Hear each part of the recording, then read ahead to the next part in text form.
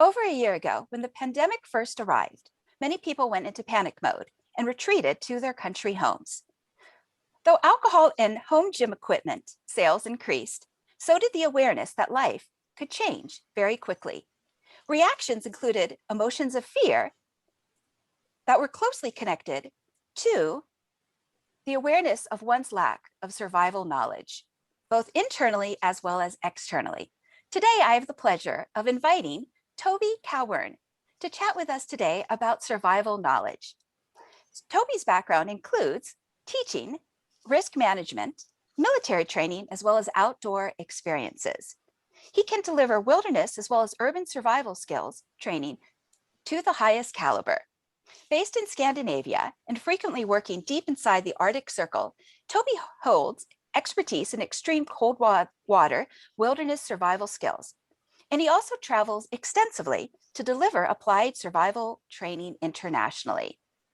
When he's not coaching or studying aspects of survival, Toby also deals with management and coaching consultancy, as well as running various highly applied nature immersion camps and seminars aimed at managing and reducing stress both at individual and organizational levels.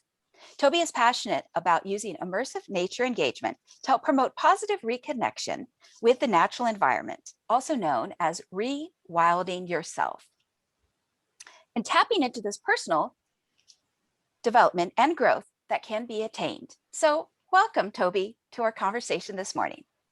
Hi, Angelina. Thank you so much for inviting me on. It is a pleasure to have you. And so I understand that what can be familiar to one individual might be completely unfamiliar to the next. So I thought that we might start with, understanding a little bit further about your background, as each world is different. Some of your background includes service in the Royal Marines. Would you speak upon that for a second? Yeah, absolutely. So as you can tell from my accent, whilst you said I'm based in Scandinavia, I'm British born and bred, but been living here in the far north of Sweden for the last 15 years. And so when I was back there in the UK, I joined the military reserves. So this is kind of part-time military service. So I ran my sort of regular corporate career alongside that. And I did 12 years service, so 5 years in the Royal Marines, which is regarded as one of the most elite infantry units that exist in the UK. So sitting at just underneath Special Forces level, or in support of Special Forces. And then I did 7 years as military intelligence, which is a fascinating, different world. And I think obviously both of them gave me exceptional experience and skill sets and great insights into different aspects, not only military operations, but also the civilian side of things as well. Wonderful, wonderful. Yes, one of the distinctions that we have chatted about before is that for each type of environment, there is what I might call a unique skill set, as well as distinctions needed to succeed. So in the world that you come from, it is second nature for you to understand how to survive. And now I think it is a blessing that you have the opportunity to teach this and relay this knowledge going forward. So as you have worked extensively on your instructional model, how might you start with someone who has zero military training or a background in knowing how to survive? And before you answer this, the tie into legacy, in case the listener or viewer is curious, it's that when people have knowledge and can prepare, they're more likely to complete their legacy compared to what I call shutting down in fear with Maslow's hierarchy of needs. So Toby? So great question to start with. Where do we start with somebody that doesn't have any sort of background or particular specialization or knowledge in the survival terms? And the simple answer is you've got to start where you are. There's no use regretting that you didn't join the military or you didn't do this already. So elements of regret have gone. It's acknowledging your situation. And I'd say there's two key things. First of all, you must train with the body you're in. That's something we hold absolute sacrosanct. That it's no use aspiring to be like, oh, I'm going to train like a Special Forces soldier. If you were going to do that, you know what? You'd have joined the Special Forces. The fact you didn't meant that wasn't for you, or it wasn't of interest. So we have to acknowledge the body that we're in and train accordingly, not only the physical training, but the mental training alongside it, and be empowered and comfortable with that.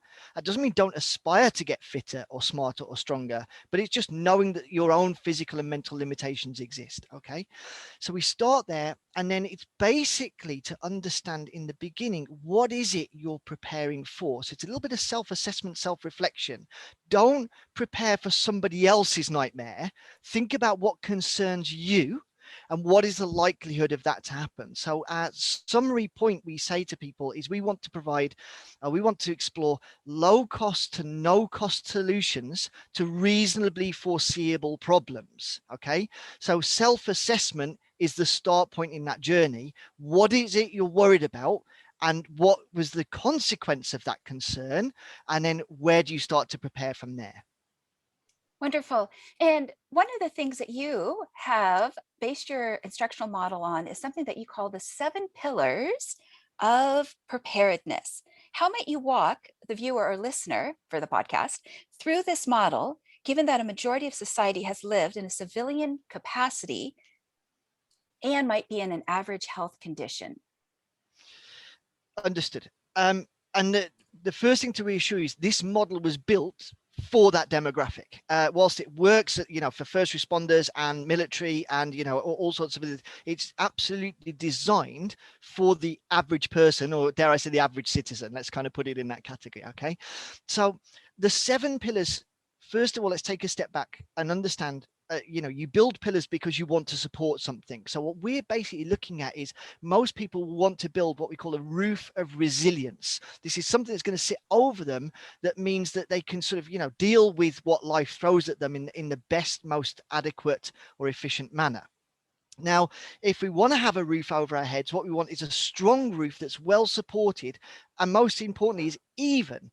So when we talk about the 7 pillars, which I'll break down to detail shortly, the key concept is we need to build those pillars at the same level. We don't fixate on just building one pillar as high as we can at the detriment to the other 6, and then move to the next pillar. So the easiest illustration I could give you is, imagine you've got little Lego bricks and you want to build your 7 pillars. You're going to put like one little brick down for each 7 pillar, and then a second little brick, and build them all up sequentially, not 10 bricks on one pillar and no other bricks yet. Does that make sense? It does. So for instance, one pillar could be if somebody was worried about water, for instance, and they had 50 gallons of water, but then no food. Or if, in the American culture, with this term known as patriots or preppers, and any labels aside, that might be an individual that might own 50 guns, but then they have no food or water in, being able to balance out the different categories. So just in case, like for instance, the state of Texas experienced an electrical power grid going down for a short amount of time, it's understanding how to prepare in those 7 different categories so that it's not just one and the rest is forgotten about. Absolutely. You don't build one to the detriment of the others. So have 50 guns, have 50 gallons of water, but make sure everything else is proportional to that. And this is what we find as we interview people and do our audits and connect with our students, is they tend to have fixated on 2 or 3 pillars and built those up to the highest standard they can afford, and not even given consideration to the others. And that's where the danger is, that it's not even they've purposely neglected those other pillars. They just haven't even thought about them. Okay. Do you want me to go ahead and name like each individual pillar now? Yes, okay. Yes. So in no sort of set priority order, the 7 pillars we would consider are water, food, fire, shelter, signaling / communication, hygiene / medical, and personal safety. Okay. So each of those is a category in and of itself. And of course, there's depth and nuance to each of those. So when we're talking about water, let's take that as a simple one. It's not just about having a storage of water or a stockpile, but it's also the ability to identify where water can be, the ability to transport that water to a safe location, and then process and purify that water and make it safe to drink. So it's not just about having a bunch of bottled water. It's about having those, as the pillar builds in its cohesion, it's having those other aspects factored in. So the first little Lego brick on water might just be 5 gallons sat in your basement, but then you would build it sequentially with those other things. But of course, if I've got my 5 gallons, I'd do the first brick in my other 6 pillars and then come back to my water one and go from there, if that makes sense. It does. And I was going to make a joke that 7 pillars is way easier than having to read the SAS survival guide. Just a little humor in case somebody's worried at the moment. Yes. Good. And I mean, Lofty wrote a great book there. I've got, Lofty's a good friend of mine. I give him his testament. It was one of the seminal guides. But what he's done is broken it down into a lot of just sort of technique. So what we're trying to provide is an overview structure or a framework that people can self-assess and start to build from. Okay. And I understand that you're not keen about checklists, even though starting with the 7 pillars is kind of a foundational checklist. And the reason that you're not keen on checklists is because you realize that people need more than a checklist, because if or when that moment arrives, that they have to be ready for the experience. Would you speak into that for a moment? Absolutely. So what I mentioned specifically a little bit earlier was don't prepare for somebody else's disaster. And basically by pulling a checklist of buy this gear to be ready off a blog or a website or purchasing it, that's exactly what you've just done. This person has said, here's a list of all the equipment or all of the things I have at home to consider myself prepared. Okay. That's working for that individual, maybe. And let's right, let's kind of touch the elephant in the room here. There is a lot of people in what we refer to as the prepper sphere that don't have a huge amount of competence or contextual understanding of what they're actually talking about. They've assimilated a bunch of kind of Google knowledge and regurgitate it under their own brand. So none of their stuff is even pressure tested. So if you don't even know the source of where they're coming from, and you're just going to print off an arbitrary checklist and say, hey, I'm going to get to the mall or just go on Amazon and buy all this, stick it in the closet and consider myself prepared, that's not going to pass muster if you actually need that in a disaster situation, or not even a disaster situation, even just like you said, the sort of minor grid interruption, Sure. or short power outage or water interruption in extreme weather. It's not going to stand up to that test of actually giving you the resilience you want to have. And We do. Sorry, go on. I was just going to say, and I learned recently that the electrical power grid in the United States receives a grade of a D like Delta. Yeah, I mean, the vulnerabilities to your grid are sort of well known for those of us that research it. But again, a lot of people just have this arbitrary reliance on, well, it must be okay, right? Like Right. this would be like front page news if it wasn't. And the same with a lot of American infrastructure, as it was developed, as it was built, it was phenomenal and cutting edge. But the budget for the maintenance and ongoing repair and growth just hasn't been there. So that's why you're seeing, iconic bridges just suffering damage that it's not suffered damage. This is just years of neglect that are now becoming manifest. Same with hydroelectric dams, same with the power grid structure. A lot of the American infrastructure is in very poor condition, and if you know the journals to look at, that's been incredibly well documented for at least the last 20 years.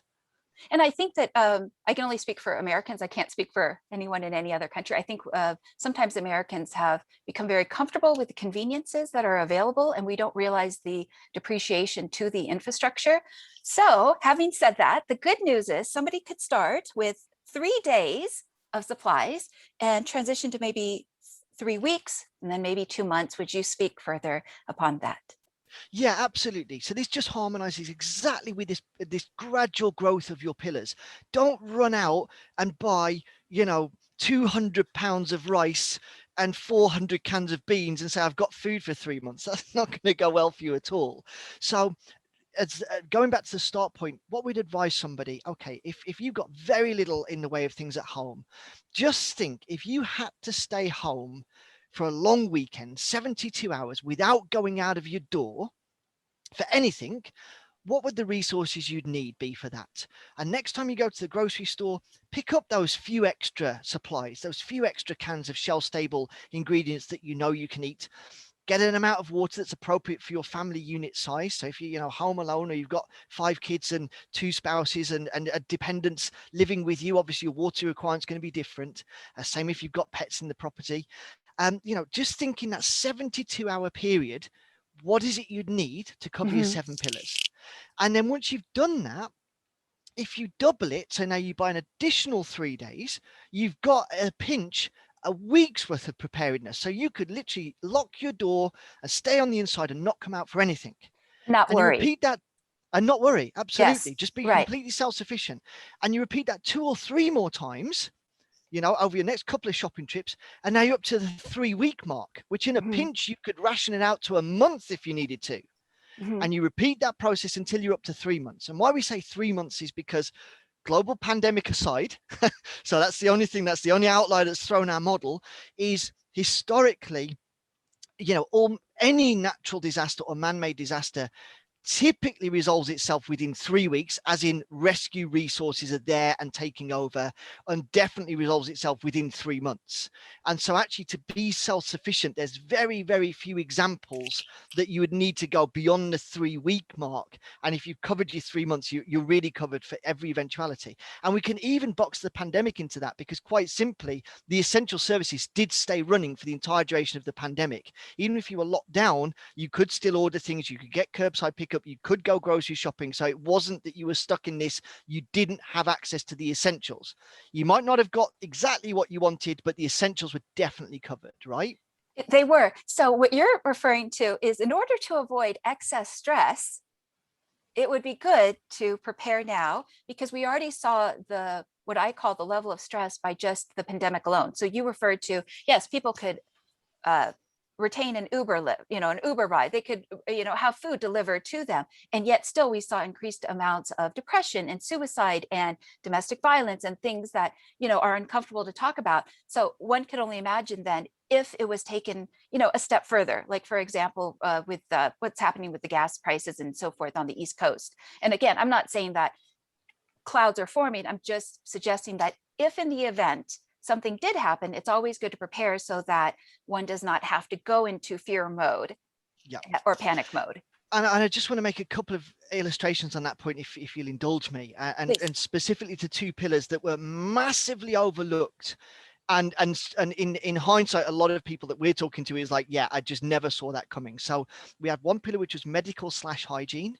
And so medications, people, having just, a few days worth of a medication at home, and this is, possibly a life-saving medication such as insulin for diabetics, and the stress of thinking, is that supply dwindling? Is it running out? Is it becoming compromised? Is it going to get rationed? That just every single waking moment of like, I don't know if I'm going to get that heart medication or that blood pressure medication or that whatever, because they had no stockpile. They might have had all of the food in the world, the chocolate, the crisps, the champagne, the everything, but they had a very limited supply of medications, and that became a huge stress. And of course, within that, there became a huge amount of exploitation. These are the things that migrate to the black market quickest, because those are the ones that are appreciating in actual value instead of perceived value. So medical became a massive thing. Another pillar was signaling/communication. Now, as we break this down in more detail, and sorry, these 7 pillars is literally a 4-hour lecture in and of itself if I was going to get into detail, but we say signaling is the hardware. So it's thinking about, your phones, your radios, your landlines, your actual method of being able to communicate with other people in the event of, an interruption to regular service. Now, communication is the soft skills. So it's the empathy, it's the active listening, it's the ability to mentor and communicate. And so what you found is people got locked in together, and then the kids got homeschooled and everyone's trying to work from home. That inability to effectively communicate within the family unit had an enormous amount of stress, with none of the normal stress releases, going to the pub or the club or the spa, the park, or even just going out for a walk in nature, was denied you, right? And so that very quickly relationships started to fall apart, because people just hadn't got any communication skills, or any communication skills above and beyond their regular sort of passing at the breakfast buffet in the morning and putting the kids to bed at night, right? Or I might say coping skills with that level of stress. Coping skills when nobody asked for their buy-in. Right? Great. What a beautiful way of putting it. I'm going to steal that. Consider that stolen. Please do. And so, yes, the communication, then the escalation to the coping skills around communication. Brilliant summary. Okay, so you've actually gone to the next question about the right. No, it's wonderful. About the right mindset and its value. So let's say stress lands on someone's doorstep. Can you speak for a moment about the right mindset? And I could speak all day long when it comes to why the right mindset is important with legacy building and legacy planning, because that's a foundational pillar in the world of legacy planning. But speak to me for a moment about why the right mindset matters with the 7 pillars of preparedness.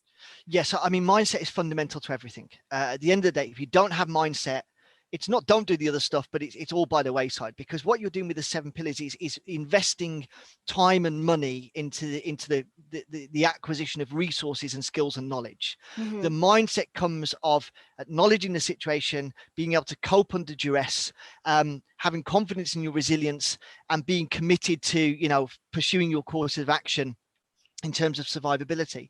And it's a really interesting one. And actually, as we look at the applied wilderness survival as well as the urban survival, you'll realize every single survival guide or book ever written, Lofty's included, that one that you held up, within the first 9 pages is going to stress how critically important survival psychology is, and then will not reference it for the entire rest of the book. Okay. And it's one of those, again, we said people lacking sort of competence or context. It's one of those, it's just sort of disappeared from the understanding that people are like, oh, this is how you light a fire. This is how you build a shelter. Don't forget, psychology is really important, but they're not teaching it. They're not giving you any coping skills. They're not giving you any mindset. So that's why we work with a lot of experiential stuff in our physical courses to put people under that pressure, especially when it comes to group dynamics, for them to see how quickly it falls apart. Then we throttle it right back and say, right, do you see how quickly those problems are going to develop around psychology and mindset? Yes. Right. So that's where you should be investing a huge amount of your time and effort into building your resilience, as well as buying the stuff. It's developing the mindset. And I might add to that, when you say confidence, I think it's also one's ability to trust themselves that they can survive in that environment. Yes. Yeah. Okay. Then extended to sort of confidence in the group. That's absolutely critical. Yeah. Okay. And also, one of the things you mentioned before is about the value of intuition and trusting the feeling of being able to take stock. So I might just add to that it's they have to trust themselves. If I could think of something like an affirmation, even just as simple of affirmation as I will make it through this, compared to like when Chicken Little says the sky is falling, because then we create our reality. Absolutely. And again, I'll tell you a story from Lofty directly. Actually, it's not in his book, but I'll mention it. And harking about this survival psychology, he constantly references in his discussions and lectures about the will to live, or having something to survive for. And this can be faith, it can be family, it can be self-belief. And one of his favorite stories is to say there was a guy that capsized a boat and survived sort of against all odds. I think he was underneath the hull for like 9 days. And when the rescue crew eventually got there, they just thought they were going to do a body recovery. And, they put the diver underneath and actually found this guy alive. And when they interviewed him, they said, well, how did you have the will to live? And he said, am I allowed to swear? Or should I sort of self-censor? I'll self-censor in case there's children. And he said, I had to stay alive because I've got to go and punch that insert naughty word guy in the face that sold me this piece of insert naughty word boat, right? Okay, so sure. He basically lived because he felt the boat was defective and he had to go punch the guy in the face that had sold it him. It's a little bit of a flippant story, but absolutely having that something to hold on to is critical, but then that belief in self you can is as important.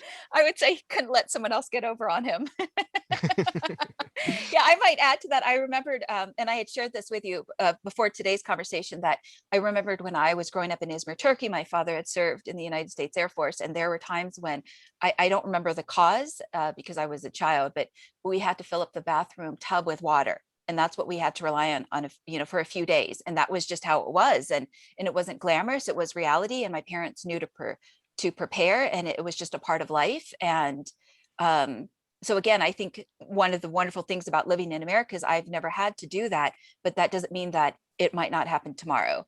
And so. Absolutely. And that really reinforced that point you made earlier about that sort of comfort with convenience. That the huge space of US society, American society, have now got so used to that level of comfort and convenience, they just can't perceive it not existing or it being interrupted. And so when it does, 80% of the planet knows how to deal with this, but the panic mode kicks in. And a great illustration here is the toilet paper shortage of 2020. 2/3 of the planet goes to the toilet more than once a day with no toilet paper. There's absolutely ways to deal with that. Right. If you know that, Right. that are perfectly fine, but we're so used to our 4-ply quilted, impregnated with moisture toilet paper. As soon as that goes missing, Scented it's like, with panic. Oh, what are we going to do? This is a critical issue. And it's like, well, no, there's eminently other solutions. right. Right. So I think great illustration there, like these nations where it's like very standard to like charge the batteries or fill up the bathtub, that's been absent from a lot of Western society for the last 3 or 4 decades minimum, Mhm. and certainly from a huge phase of American society for at least that time period, if not longer. Yes. Yes. Point. Very good point. Right. Because we're used to our lavender scented products and our organic everything. And then if or when reality changes, and this is one of the reasons why I wanted to have you talk in today's video, is because what is one reference point? And even if I can introduce this idea of survival or where to go to, and of course in the show notes your regular YouTube video channel will be included.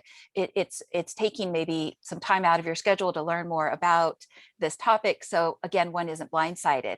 And I wanted to speak for a moment about the mindset thing, because you talked about when 80% of society is fine, unless or until the fear kicks in. And one of the things that I know about coaching, and you might know this also, the human brain can operate in fear as well as growth at the same time. So I'm going to say it a second time because I said that kind of quickly. The human brain cannot operate in fear as well as growth at the same time. So you have to pull the human mind out of fear to get it into a logic mode. And then when the human brain is calm, then it can say, oh, okay, I can do A, B, and C. It's not a big deal. But when a human is in that pure fear mode, it's almost like you have to like pull them out of the 6-foot trench. Would you speak to that for a moment, Toby? Yeah, I mean, it's one of those, we're working around that on our physical courses constantly, because for a lot of them we're inducing that state, and very typically actually dividing the group in two and inducing it in one half to allow the others to see it, because when you're in it you don't recognize it. You know, I'm thinking logically, you're not. But the whole manifestation of your body, the one thing that's not happening right now is anything logical. But when you're in it, it's very hard to tell. So one of the first things you want to train people in is to recognize people entering into that adrenal dump or panic or stress or concern and fear, and then give them tools to manage people out of that. And very often what we say is, you cannot de-escalate somebody else unless you've de-escalated yourself first. And so by being in that zone, by bumping into it more often, you start to recognize in yourself what the warning signs are, building your coping mechanisms or recalibration mechanisms, as we like to call it. A lot of breathing exercises, calming exercises. We work with this in the emergency services constantly, especially with our new recruits. They're of course getting, massive adrenal exposure very early on, but still need to perform within their work. And in time and with time and training, the tolerance builds incredibly well. But you do need to give it a bit of time and training. But it's great that you use that word blindsided. If you've never had it before, it is just getting hit by that freight train and just not knowing what's going on and just panicking. And like calm is contagious, so is panic. Panic is contagious. And so you've got to manage that critically. So to manage that critically, oh, it just froze for a second. I think you said to manage that critically. Absolutely. Critically and quickly. Oh, very good. Very good. Spot on. Absolutely. Yes. When somebody, and I know this from a coaching perspective, so I can compare that if somebody walks into a room and everyone's laughing, it makes you want to laugh and you don't even know why. Just as if you walk into a room and everybody's tense and angry, all of a sudden you feel mad. And again, you don't even know why. It's like that 100th monkey syndrome. Yeah. And I wanted to add also, I think that when you use the word witness, I think that's also really good, because there's so much that can be attained and obtained when we can witness another person's experience and not even necessarily have to be in at that moment. So if, like when you said you had group A and group B witnessed what how and why group A reacted the way that they did, it hits a little bit closer to home, because group B can think, oh, I'd never act like that. Yeah, just wait. Isn't it? And that's the thing, whilst our brain is incredible, our self-delusion is our own worst enemy. Sometimes I never act like that. That's never going to happen here. I'd never address somebody that way. Yeah, until you're in that moment, and then boom, like there we go, you're doing it all. And the sensibilities are thrown out the window. Yes. And we have, please go ahead. So yeah, and I was going to say, you know what, to understand at not only the neurological level, but you are effectively in that state being chemically hijacked. You know, your body is producing incredibly potent chemical releases that are designed to tap into, you know, millennia old hardwired systems. So your upper level thought processes are not in charge at that point. You know, this is getting into sort of deep brain matter stuff that, you know, your subconscious brain, or your, you know, your lizard brain, for want of a better Yes. descriptor, albeit Yes. inaccurate, is just running the show now. It's It's going like, to I take got over. this, Yes. and yeah, I'm in control until we kind of get out of that. And so that's where you've got to sort of take the time and training to get through that. And you absolutely can train through it, Mm-hmm. but it's not an intuitive process at all, sadly. And I don't know if the British military covers it, but I know in the US military, they talk often about breathing exercises, the control and be aware of how one breathes to change that physiology. Yeah, I think it's one of the greatest things. Certainly, when I went through training as a recruit, it was just, you know, the put up and shut up and suck it up, buttercup kind of thing. I think, you know, the modernization of many militaries, especially on the very long drawn out wars of Iraq and Afghanistan, have forced us to deal with our recruits in a far more intelligent manner.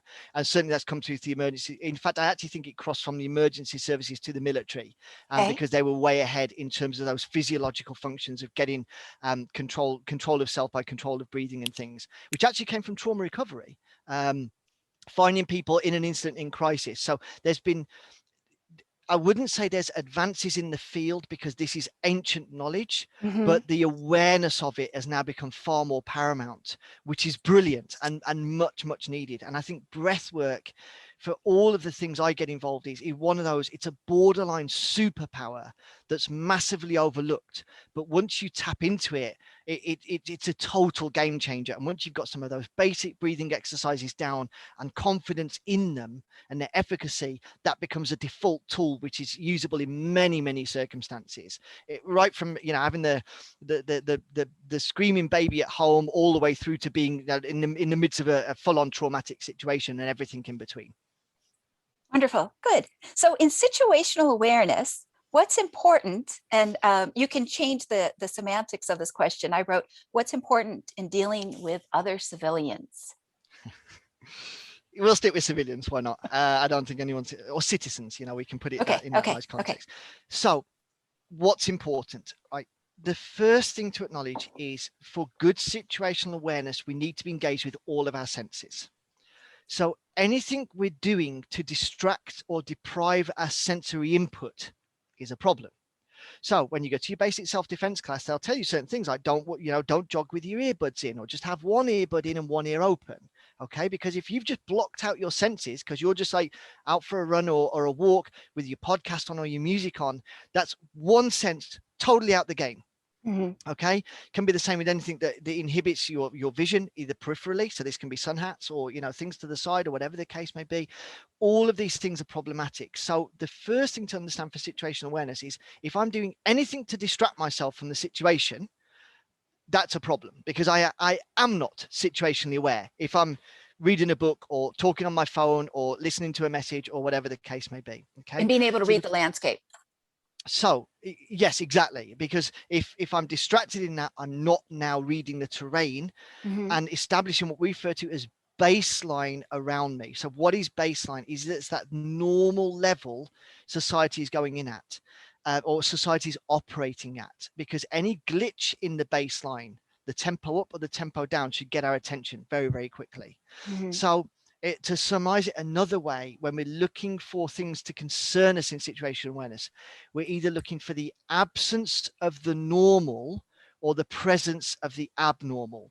So looking at troops in contact, to give which one military example, you know, if I'm going down a busy marketplace on a patrol and, you know, all families are out and it's a busy bustling scene, and all of a sudden the women grab their kids and go off the street and shut the doors and windows, that's a change in baseline, right? And something really bad is about to go down, okay? Because they've all read the situation and realized something's about to happen, okay?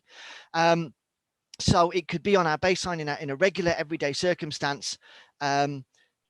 Presence of the abnormal. It's warm weather, it's summer, but somebody's wearing a really big, bulky, heavy jacket and, you know, a hat and shades, and is being very close in their body language.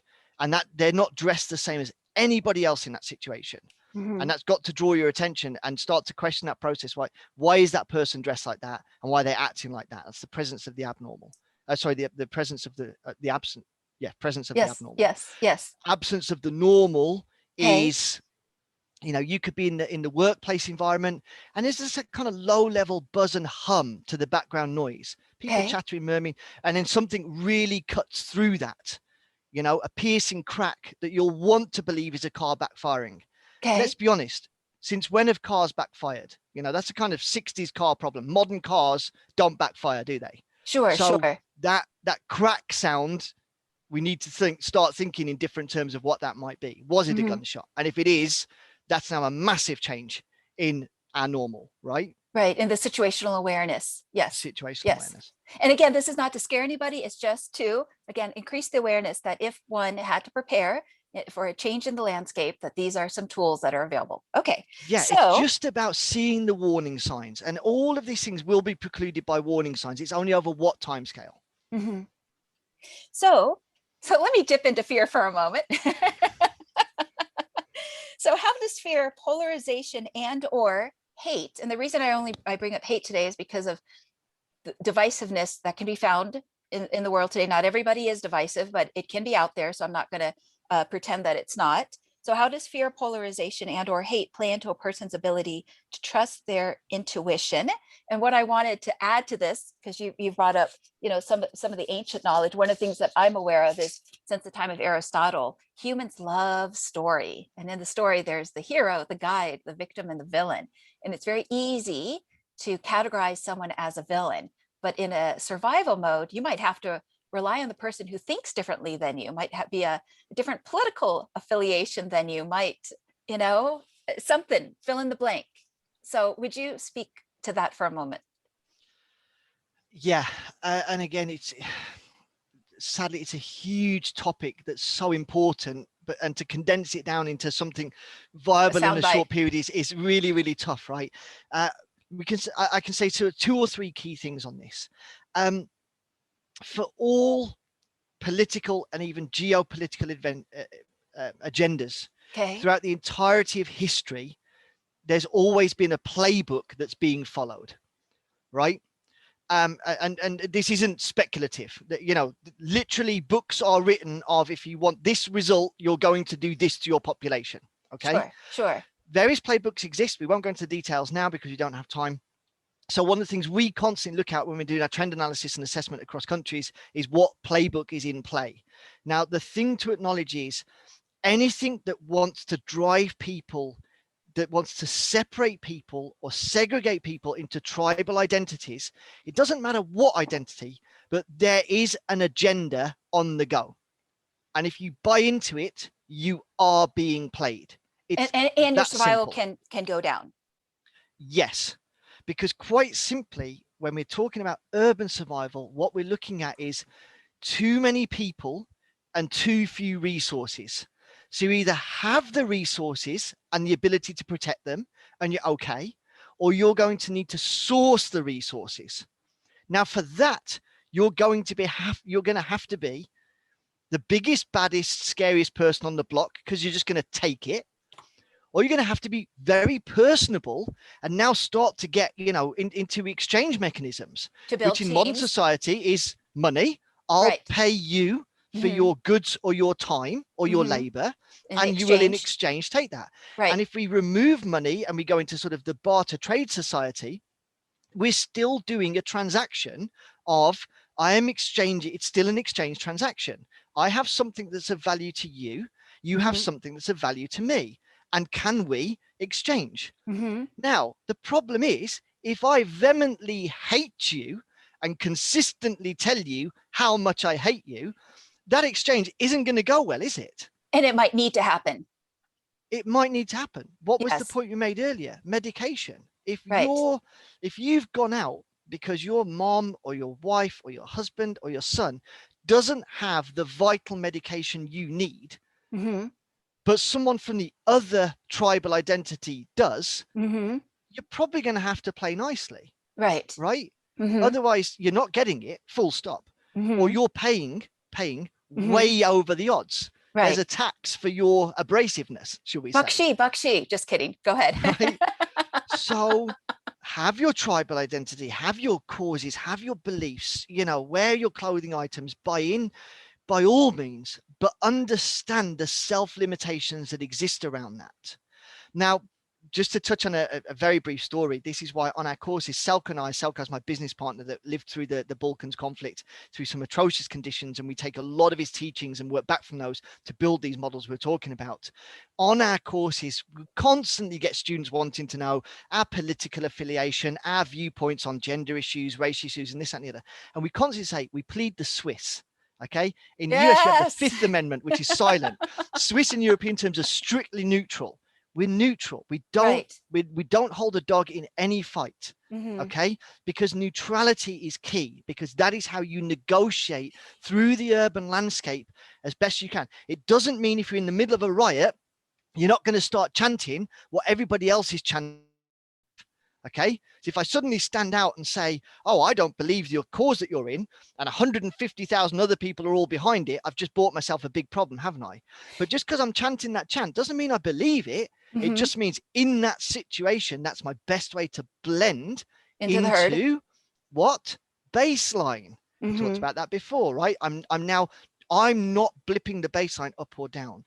So it goes back to attitude. It goes back to mindset. Have your beliefs, hold them dearly, but be prepared. In certain circumstances, you may have to put them on hold or be very, very, very quiet about them and not be vehement or outspoken or anything, because that is going to completely destroy your ability to negotiate or exchange or communicate or discover what you need to in that moment. And survive. Yeah. And survive. This is all central tenets of survival. So yes, if the petty differences of I don't like this person, I don't like that person, or I'm afraid of this person, I'm afraid of that person, survival just decreases. I wanted to share a quick story before I move on to the next question. So yesterday I was out grocery shopping and a lady approached me in the parking lot. She needed jumper cables and I don't carry them in my car. And she didn't want to talk to anyone else in that parking lot. So I became her negotiator. And the problem did get solved, but what I found to be so interesting was that initial fear of I can't talk to those people, or I can't talk to, fill in the blank. And so I think in those moments somebody has to rise above. Is how quickly you can instill that in someone. Look in the last 18 months at how many tribal identities are now on the table, and you've got to pick one or more. And it's feeling that you've been forced, that you've got to hold a stance. And it's what we call the false dichotomy. It's like, if you're not this, then you're this. There's a whole bunch of other things that exist, but the media don't want you to believe that. And that's why we know it's agenda driven, because everything's polarizing. And that's why we tell a lot of people in the first instance to minimize the fear is just turn off the news, massively reduce your media consumption, because it is unhealthy. Sadly, in this day and age, it's terrible that we're at that stage in society that we've regressed so much, but consuming of mass media is incredibly unhealthy for your mental well-being. So taking the information that's important, but really one of our top tips we tell many people is just limit your media exposure. And I think both you and I have referenced that. We have sort of friends filtering it for us, and sort of saying, hey, be aware of this thing. It's great. Then I don't need to have the TV on for 4 hours because I've got good friends around me that are consuming more media than me and sort of tell me the important things. And so, that everybody can just kind of calm down a little bit, minimize their stress, stay focused on the more important issues, because that's the thing, isn't it? These are all distractionary tactics, not letting you focus on the important things of your own welfare, your small circle, your family's survivability, and these kind of things. Yes, and survival. So the next question is, and it's just going to kind of reframe what you've just said, but I want to ask it anyways. What's important to know here in today's atmosphere of dehumanizing people that may be or think differently than us? What's important to know about that? Okay, so this is a two-edged sword. So we don't want to be guilty of it because we're getting played. If I'm going to start othering people and saying, if you don't share my tribal identity or my viewpoint on this, you're a problem. But even if I never other another person in my life, I must acknowledge it is being done to me. And this is the problem here is the good guy syndrome, right? Or the good girl syndrome, or the good person syndrome, let's call it. But I'm a good person, right? So all those people in that parking lot you spoke about before, if you went up to them and said, do you know that lady's scared to talk to you? They would all say, but why? I'm not a bad person. That's irrelevant. That person has got themselves in that mental condition of holding fear of you, for you, or from you. Mm-hmm. And so all of their actions are going to be based on that. So I'm hopefully not othering other people, but I must acknowledge I am being othered or dehumanized in other people's eyes. And that's why situational awareness and monitoring the baseline is so important, because I might not be out in the street intending harm on anybody. That doesn't mean there aren't people immediately around me that aren't going to intend harm or be very quick to escalate a situation to physical altercation, up to and including higher level use of force, because of their preconceived perception of the problems I'm bringing. Okay. Yes. Yes. And understand, I sit here today in a shirt with a certain way. Okay. Right. Okay. And we must acknowledge that happens. Okay.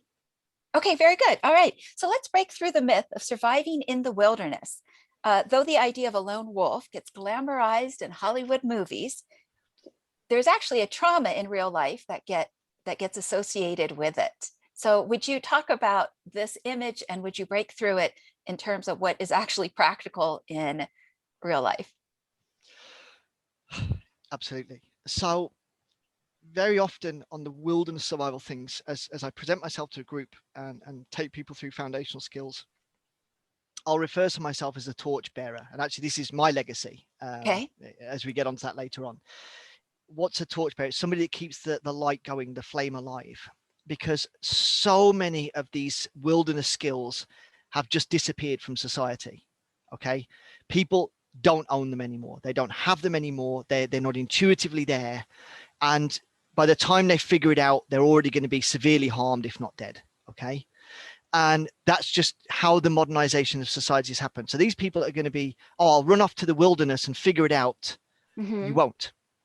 You just won't. And take it from a guy that spends an inordinate amount of time in the wilderness and teaching and training people in the wilderness.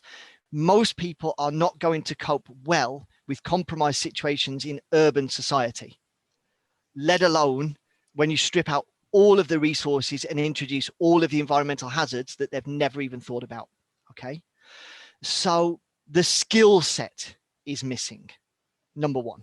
Mm-hmm. Number two, the whole of humanity is based on community and by modern proxy society. We do not do well on our own. There are notable survival cases of people surviving prolonged periods on their own, but they are the exception, not the rule. Mm-hmm. And they very often had an incredibly strong will to live or something to live for, as we mentioned earlier in The guy in the boat discussion. Yeah. The guy in the boat, right? And so they just, they did the bare minimum to survive. But mm-hmm. typically the aftermath of surviving that event is devastating. And so that's the other thing we need to think about when we talk about survival. Can you go back to leading a fulfilling, rewarding life? And when we talk about the Balkans region, Mm-hmm. Where my good friend is, that entire region, to a certain extent, is suffering from collective long-term PTSD. What happened trauma. there? The whole society is traumatized, and that's why the progress in certain regions has been so slow and so stunted. Is they just haven't been able to process and move beyond that trauma, Right, and resolve it. Mm-hmm. And that's passed on to their kids, and now even their grandkids. If you look at generations are basically 15 years spaced apart. The mm-hmm. war ended 30 years ago. 30 years ago, nearly 40. So we're 2 generations in now. So the people in the war have now got grandkids, and that's generationally being passed in not only in the epigenetics, but in actually the trauma manifestation. So surviving's one thing, but recovering afterwards, and under this roof of resilience, there's another part which sits separately from the 7 pillars, which is actually what we call the 5 strategic R's of recovery, mm-hmm. which unfortunately we won't get to go into today. But if you want to come back and talk about that separately, we can. And we actually typically start at that end goal from the beginning to say, how do we want to recover mm-hmm. from this? and increasingly the awareness of the trauma management in that, the mental health cost is becoming far more apparent. And sadly, this is going to be the legacy of the pandemic. Isn't going to be, I'm very sad to say, and I'm not being flippant at all, the people that died of coronavirus or associated conditions. It is going to be the multi-year, if not potentially generational, mental health fallout of what's happened in the last year and a half, and will continue to happen for some time yet. Sure, sure, absolutely. Those are some really valid points that you're bringing up. And so this idea that's glamorized of I will be this lone wolf in the forest and I will heroically all do it by myself. I just want to kind of blow through that myth at this moment right now, because it does take a village, it takes the community, and there's so many other things that we don't even think about because we're so used to our regular routines each day. Okay, so we can say the lone wolf won't survive, or if they do, they'll be sad that they did. Yeah, sure, absolutely, because it impacts them. Yes. Massively. So I'm going to say a statement and I'd like you to respond. The statement is, don't run away from danger, run to safety. Okay. So first of all, I have to give credit for this. So this phrase was coined by a very good friend of mine, Rory Miller, critically accredited author, largely around the self-defense sphere. He's got a number of great books out there, so I highly recommend his works for people that are interested in this side of things. And he coined the term, don't run away from danger, run towards safety. And this is a brilliant reality check or gut check for mindset, that if I'm running away from danger, I'm just panicked about what's behind me. And with the lemming analogy, I can just run straight off a cliff. So I ran away from this scary thing straight into this worst thing. Okay, so we don't want to run away from danger, we want to run towards safety. So I'm thinking about, what am I concerned about? And then how do I get away from that? And where is that? And what does that look like? Okay. And that's that classic. This is what blows through that lone wolf wilderness one.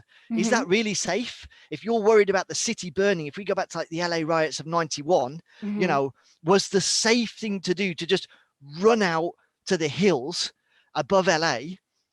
Not really. You weren't any better off. It was to go to, another city or friends or family or a hotel or a motel outside of that initially impacted area and just wait a few days for the situation to calm down. That was what running towards safety looks like, instead of away from danger. So it's a little bit of a dated example. We could go back to Superstorm Sandy in New York. We knew it was going to make landfall. We knew it was going to hit the tip of Manhattan, so the bottom of Manhattan. Now my geography is off. So it's just a case of, move a little bit up the city or a little bit up the state and just allow the storm to pass, right? Yes.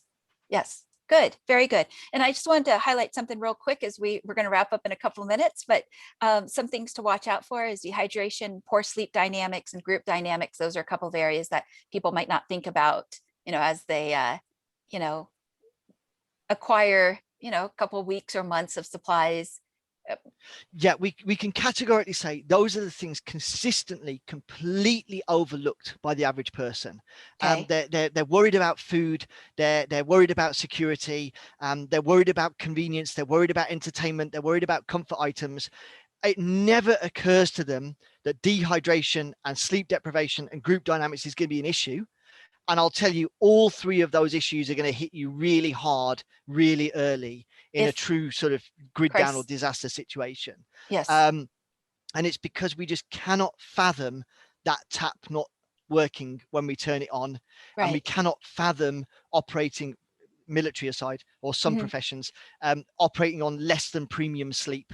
And we cannot fathom group dynamics disintegrating really quickly as people are forced to do things they don't want to do. Right. So what's truly essential in a first aid kit? And then I'll ask you about your personal legacy. So I love this question when you sort of went through it. And the fact is, it's the knowledge to use it. Many items in a regular modern first aid kit can be easily substituted or improvised. What you cannot substitute or improvise is the knowledge. And so you can have, an ambulance. Let's not talk about first aid kit. You can have a fully equipped ambulance and your patient. But if you don't know how to use any of that stuff in the ambulance, it's no good, is it, for anything? You're out of luck. So out of luck. So again, we're back to that checklist question. What should I have in my first aid kit? The first thing is basic physiological and reparative and rescue knowledge. How to assess a scene, how to move a casualty, how to stop a traumatic bleed, how to call for help, how to communicate your position. All of these things are far more important than what's in your first aid kit. Once we get into treating that casualty, now we can look at, this tourniquet versus this tourniquet, this bandage versus this bandage. But there's a whole stack of stuff above that we need to get through before we get down to what does a good first aid kit look like. And I think a part of that comes to the fact that I think is right now society a bit is what do I own? What do I have? And this way of thinking is different. Yes. Yeah. Okay. So I would say it's not about what you own, but the question I would ask is, what can you use? And what you know, yes. So if you go into your garage and you say, oh, I've got my gas grill and I've got my MRE box and I've got my tent and I've got my Lofty Wiseman book and that's brilliant. You've got it. Can you use it? Can you put that tent up? Can you operate that stove? Can you prepare those meals? Can you stomach those meals? Have you ever tried that food? Mm-hmm. Right. Even the military don't like MREs. These are meals ready to eat, by the way. Yeah. Right? Yes. So, if you're going to voluntarily feed yourself that for a month, you might have a thing or two to think about. So possibly switch out that question, not what have I got, but what can I use? Sure. And I think a part of it is also somebody's willingness to get their hands dirty. Yes. They have to. Yes. Yes. Well, I just want to share this funny insight from my father's favorite James Bond character was Daniel Craig. I think that's the actor's name, because he said to me that he was one of the first James Bond characters that finally got their hands dirty. Right. Like his tuxedo got messy, right? Right. Perfect. Right. Exactly. And I think in a survival sense, somebody might have to get their hands dirty if that's, yes. If or when. So the good news is that as a species, we're highly adaptable and resilient. How can we but the question that I wrote down is, how can we reclaim our safety, well-being, and welfare? And if you would be willing to share maybe one or two ways that you might suggest that people can become more self-sufficient in terms of unplugging from today's conveniences. Okay. So I really like the word that you use there, reclaim. And it is that, we have outsourced as society and as individuals, we're all guilty as individuals, entirely too much of our own well-being and welfare to others. And we must start reclaiming that. Okay. So it doesn't mean don't pay for the convenience while you've got it, but absolutely build in your contingencies that if that goes away anytime soon, you've got your contingency plan. And you know what? Maybe start to work with some of those contingencies, throttle back a little bit of convenience, get your hands a bit dirty, start moving things around a bit more. We said about train with the body you're in, but everybody can be a little bit fitter, a little bit stronger. So don't always take the easy way out or the shortcut, get a little bit of physicality in there, build that confidence in your body and your ability to do things. I talked to my daughter about this. She's just turned 16. And so something breaks. Okay, you can immediately call a repair guy. You can, or you can just search on YouTube and just look at some basic options to repair it yourself and then think, can I give that a go first? If it's a blocked drain, what's the worst that can really happen? It's very hard for you to mess it up more than it already is. So give it a go. Try to unblock that drain. And if you do it, brilliant.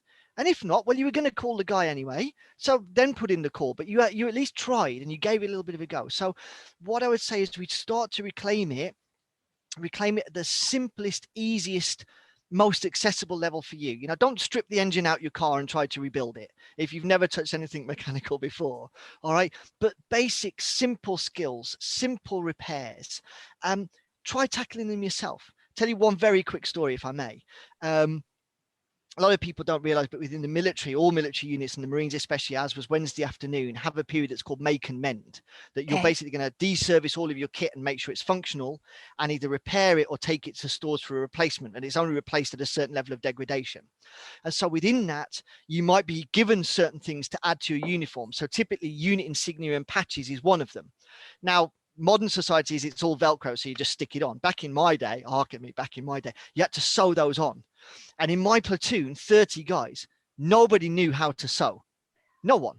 So we were told on Wednesday afternoon, by parade tomorrow morning, everybody's going to have this badge in this location, this distance, this measurement, this. And I was the guy that literally had to stay up the entire night sewing on 30 badges on our arms so we were ready for parade the next day. What did I do that weekend? I taught everybody how to sew, because it's like, guys, I'm not doing that again. Right? I'm not staying up the entire night to sew on 30 badges for the whole platoon. You all need this skill, because it could be darning socks, fixing gloves in the cold weather environment, or something like that. So we've outsourced all of that now. If it's broke, we just buy a new one. So the simplest reclamation: if something's tired, worn, or broke, try to fix it, and try to fix it yourself. And if you're going to throw it away and buy a new one, well, do that eventually anyway, but you at least tried. Okay. Right. That's the simplest start point. And grow and go from there. Don't stagnate at that point. Use that as the first stepping stone, like you're going to build the pillars, and then start to explore. Okay, what are the things I routinely service? Can I do that myself? Do I really need to bring in a guy? Or can I start to do that myself and save that money and possibly reinvest that money in training or equipment? Because so now I'm being financially smart along with it. I'm saving money on the one thing I can do myself. I'm going to reinvest those funds that I've released over here in something that now means something more to me. Very good. Beautiful insight. And what would you like your personal legacy to be? Because if we can survive crises and we can survive disasters, then our legacy might be carried on. So what would you like your life's legacy to be? So I mentioned earlier about the torchbearer status. A lot of these skills, not only in the wilderness, but increasingly the urban, are disappearing. And so it's very much to pass those back to people as much as I possibly can in my personal legacy, to instill those intrinsically in my children and facilitate within the company structures I have. And I sit as a board of director on 3 different companies, is to facilitate, if they wanted to enter into those companies in their careers moving forward, they could do.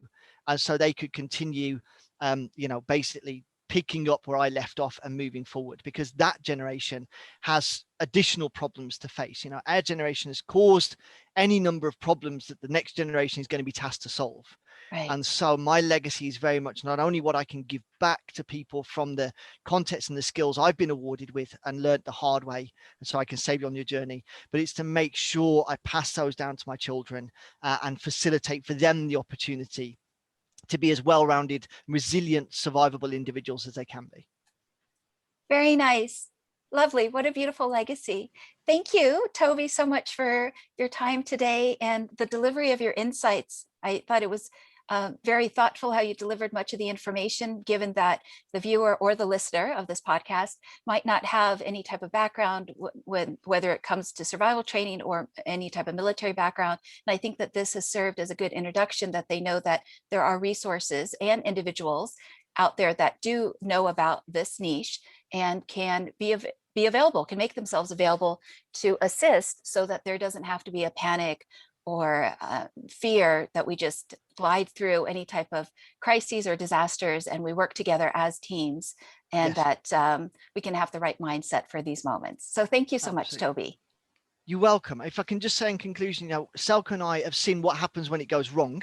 So we're trying to instill how to do it right. And so that's why we just push out as much information as we can. And we're so glad for opportunities like today to have to come on and do this chat with you and just spread that message to people that this is out there and is accessible. You just got to do a little bit of digging and a little bit of commitment to get started on it, but we hope you do. Very good. Thank you so much. Thank you, Angelina.